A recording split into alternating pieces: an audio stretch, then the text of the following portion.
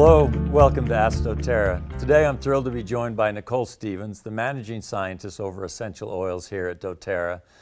Nicole, thanks for being with us. My pleasure. We have had an incredible response to hashtag Ask doTERRA with a lot of questions, and one common theme was get back to the basics. We need some essential oils for beginners. We have tens of thousands of people signing up every month, and they have some very simple questions, and I knew you'd be great to help us get down that path. All right.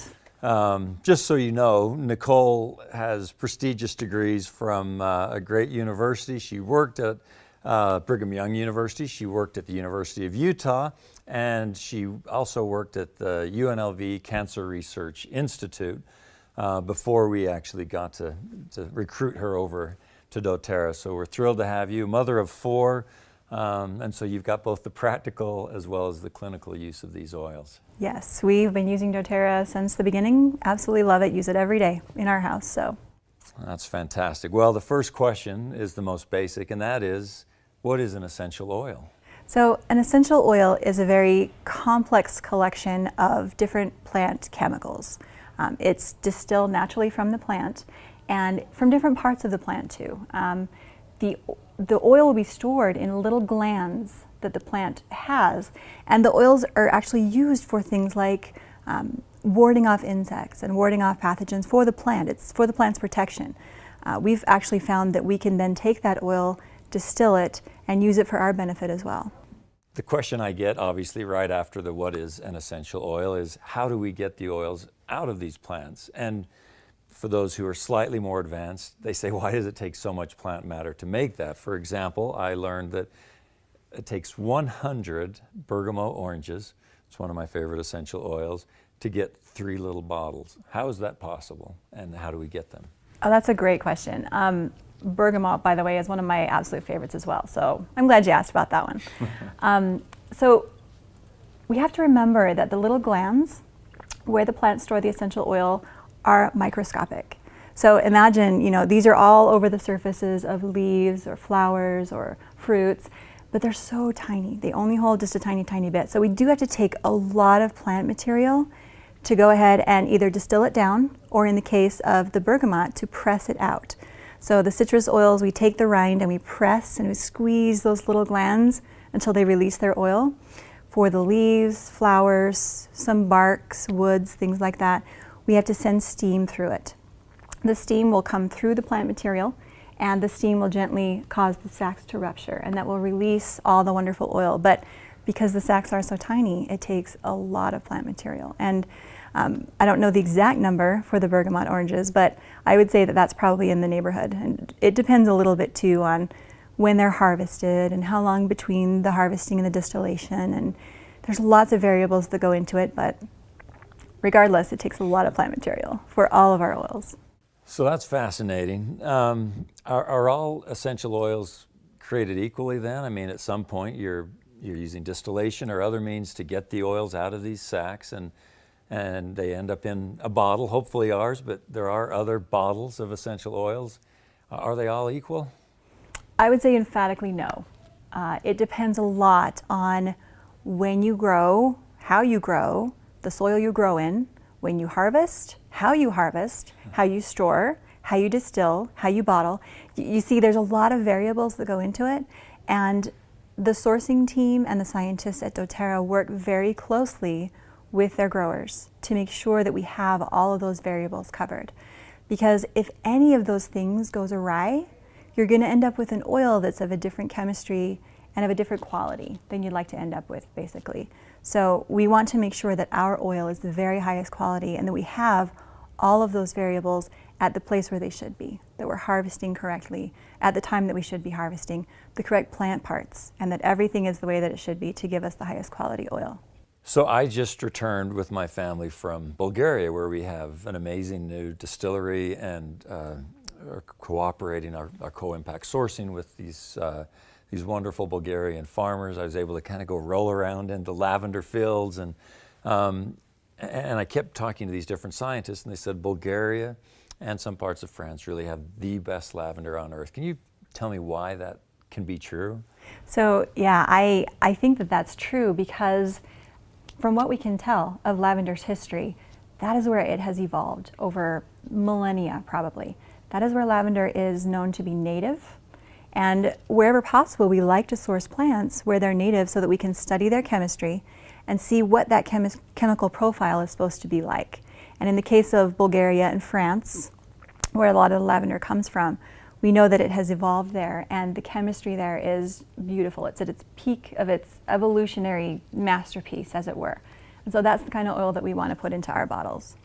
So that makes perfect sense. Obviously, natural products, plants are going to be impacted by their climate, by their soil, by pollutants. If you grow it next to a highway rather than up in a mountain, pristine place.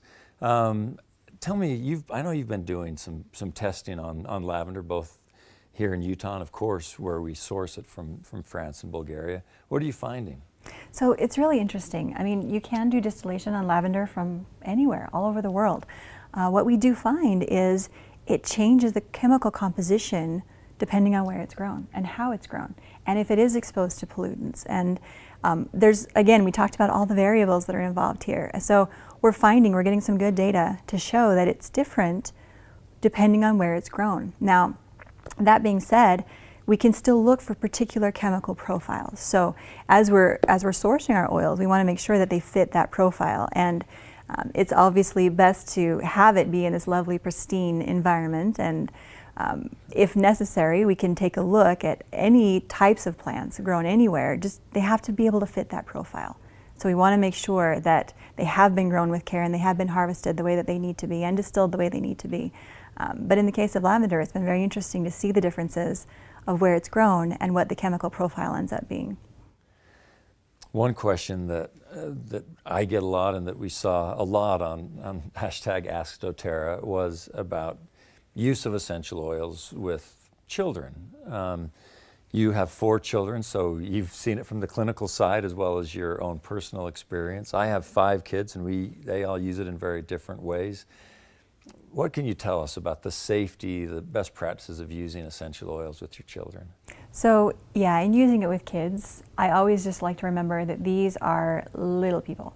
And even adults, you don't need very much essential oil to get huge benefits.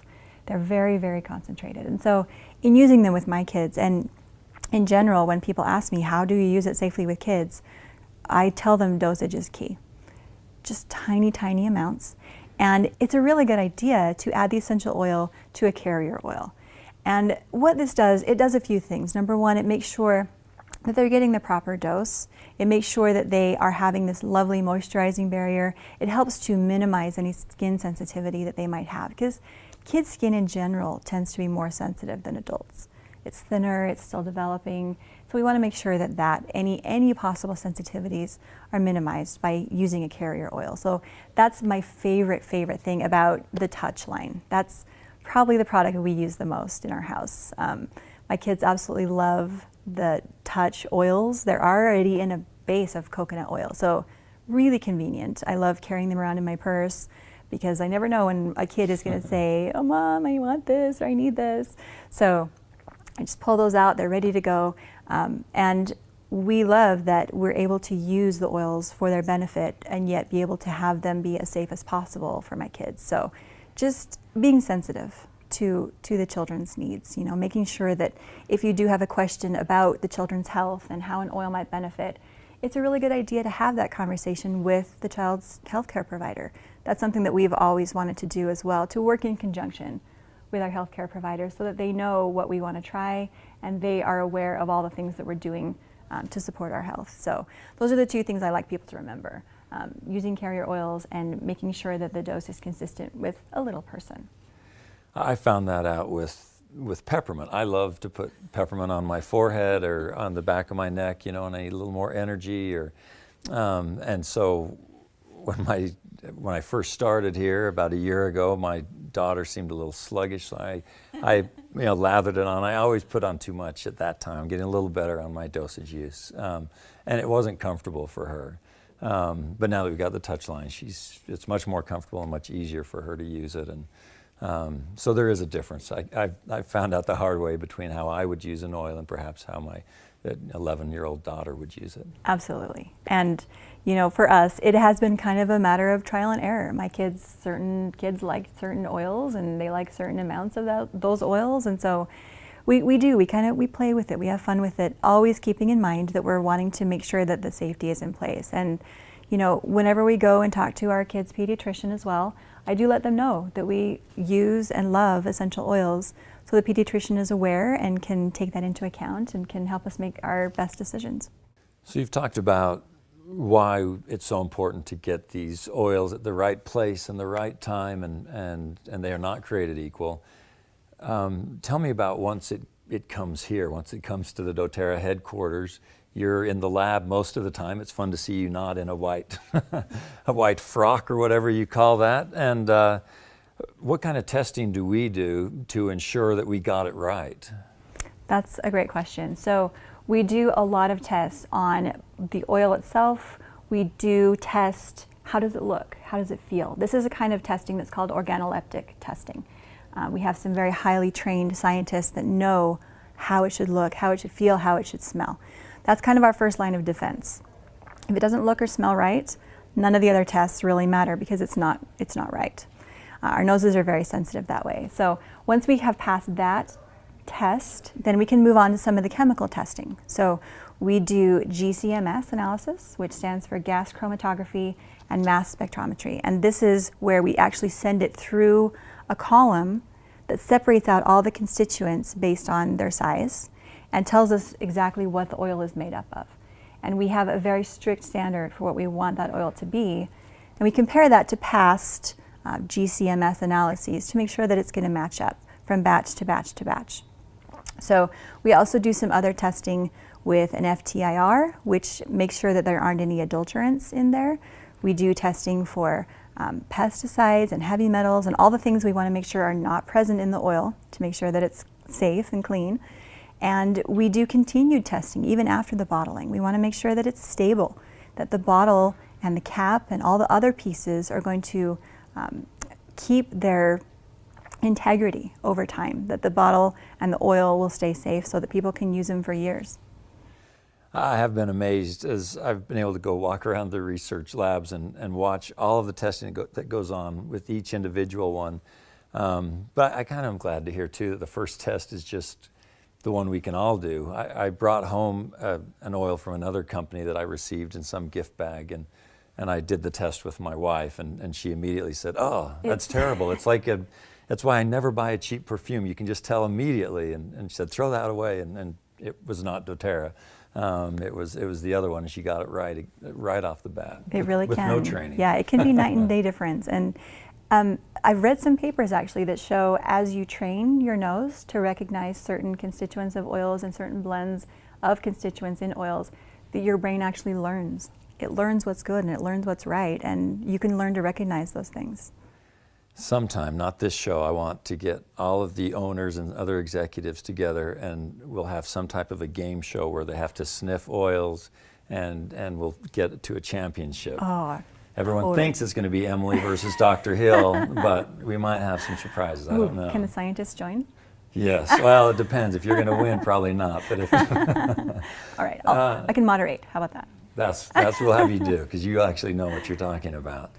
One thing that I evolved into, I've only been using essential oils for a little over a year, and my family and we love them. I use them from start to finish throughout the day. But it took me about 3 or 4 months before I started applying it to the bottom of my feet. It just didn't quite make sense to me until finally someone explained why that works. I mean, when I'd put it on my forehead, or I'd put the breathe right here. I mean, that kind of made sense to me on the area where I wanted to enjoy the oil. Can you explain for everyone why the bottom of the feet is a good place to use these oils? Sure. I've heard a few different explanations. I think the one that makes the most sense to me is the bottom of your feet is where the skin tends to be the thickest. So there's that layer, the top layer of skin, your stratum corneum, that is kind of dry. And you can kind of see that sometimes on the bottom of feet, or really anywhere on your body when your skin gets dry. And the oil is able to absorb into that layer of skin, but because it's so thick, you're less likely to experience irritation that can sometimes occur in certain people with certain oils. So you can enjoy the oil on the bottom of your feet while limiting that kind of irritation that oils can bring. And the other reason that I've heard that I really like is that because your feet are far separated from your nose, you can use oils that you may not like the smell of, but you want the benefits of using. So that's the other reason. Oregano, maybe. Oregano, maybe. We don't have enough time to get into this in any of the detail it deserves. We'll do an entire show on this at some point. But my favorite nephew's wife is pregnant for the first time. She is an avid doTERRA product user, and she asked, what should I change now that I'm pregnant? Can she just use the oils exactly as she used before, or are there best practices that she should think about? That is a great question. It's actually one that we get a lot in research and development. So I would say there definitely are some best practices for pregnant women to use the oils. And for me, the best practice was definitely to work with my healthcare provider. And it's something that we do recommend to pregnant women just because the healthcare provider knows the health history. They know what's going on. They're able to work with the mom and see what's going to work best in her situation. And for me, it didn't really change much my oil usage. I did use oils through all my pregnancies, absolutely loved it, had a wonderful experience, but I did work closely with my healthcare provider. And so that's something that I think would be the very best way to start for a pregnant mother who does want to use the oils, because they can be wonderfully supportive for a pregnancy. Oh, perfect. Well, the final question I want to ask, because people always want to know, the scientist, the person who knows more about essential oils than almost anyone, who deals with them on every level. Do you have a favorite or two or three essential oils that you cannot do without? I do. Okay. So bergamot, as we discussed, bergamot, however you say it, that is one of my all-time favorites. I love it because it is both kind of invigorating yet relaxing because of the chemical constituents that it has. It just smells wonderful. I diffuse that at my desk almost every day. I love spearmint. That has actually become one of my very favorite oils as well. So we like to diffuse that one at home. My kids love the smell of it. They say it smells like gum. Right. So we like how that one smells. And I really love frankincense. I put that one on with my moisturizer in the morning and at night. I feel like it just does wonderful things for my skin, and I'll come wake my kids up in the morning and they'll say, "Mom, you smell like wood." And they love it. They love the way it smells too. So those are probably three of my top ones, but it's so hard to choose because I love so many of them. Thank you so much for being with us today, and we look forward to bringing you back many more times. Thank you. It's been a pleasure. Thank you for joining us for another episode of Ask doTERRA. Please continue to submit your questions through #AskDoTerra, and we'll get to it in upcoming shows.